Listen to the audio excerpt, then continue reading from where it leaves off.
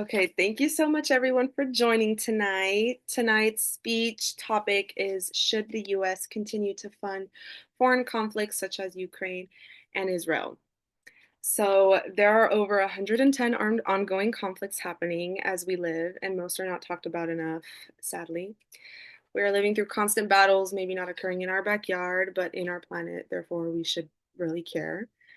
Most of these result in bloodshed and millions of lives lost. With all these minor wars, with one even leading to genocide, we have beat the highest number of conflicts since World War II, which is absolutely sad.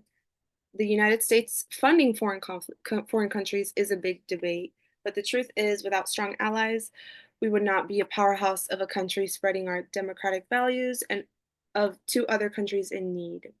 So for the next few minutes, I will talk about three important topics. So foreign aid given by the United States, economic influence, and the strategic influence, importance of national security and allies. So what is foreign aid?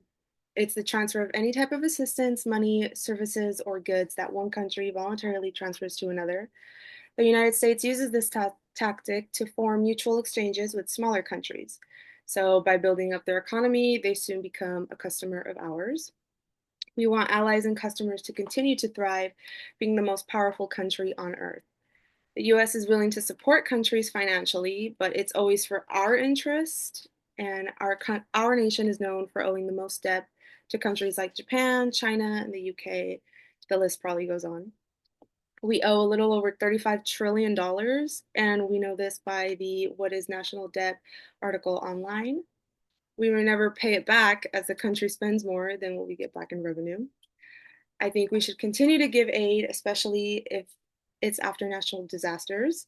Countries like Ukraine, Israel, Palestine that are experiencing wars need us to help. It would be pointless to stop aiding them as people are continuing to die. Humanitarian aids, which is even sadder, so things like food, water, and healthcare emergencies are almost like non-existent to these countries. And close to 1% of our federal budget is spent on foreign aid. And I know this by the US News website. So, how are economic decisions like foreign aid used to complete strategic influential goals? Well, by helping countries in need of humanitarian aiding or security assistance, a trading of goods or land use can come from this mutual agreement. In the Middle East, where great goods come from, the United States knew well to be allies. That's where we get like oil, gas, certain minerals, and other agricultural products. Although we are in deep debt, the US has the largest economy in the world. Not only does the United States open the doors to trade, but also to connect military cooperation, known as military assistance. This makes both countries stronger and willing to share training knowledge or programs, even. We also help form international relations and gain more knowledge about other countries. If the US were to not fund small foreign countries, then we would not have priority access to goods grown overseas that we don't have here. The United States is a democratic country, whereas choosing not to fund foreign conflicts goes against our democracy. And I know this by the National Security and International Relations article by Dan Kildee. We should all agree on one thing, and that is saving humans when they most need our help. There are many things the US needs to work on here for citizens, but considering the help we give is under 1%, I don't think we should remove our aid.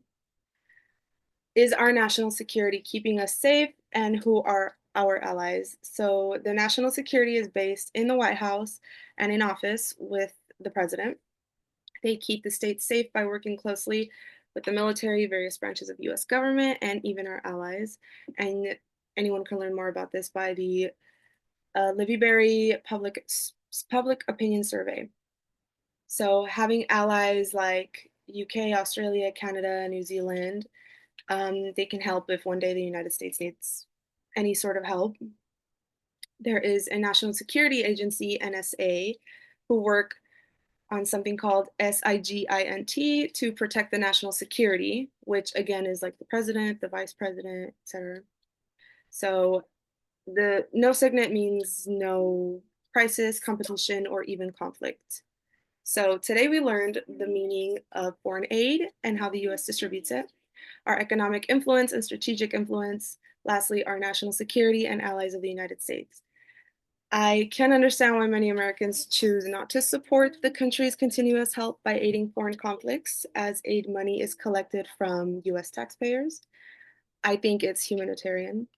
There is no statistics or evidence that by continuing to support countries in need is increasing inflation either. So, with that, let's hope we can continue to be good people and stay attentive to what is going on in the world as we are all human. Thank you.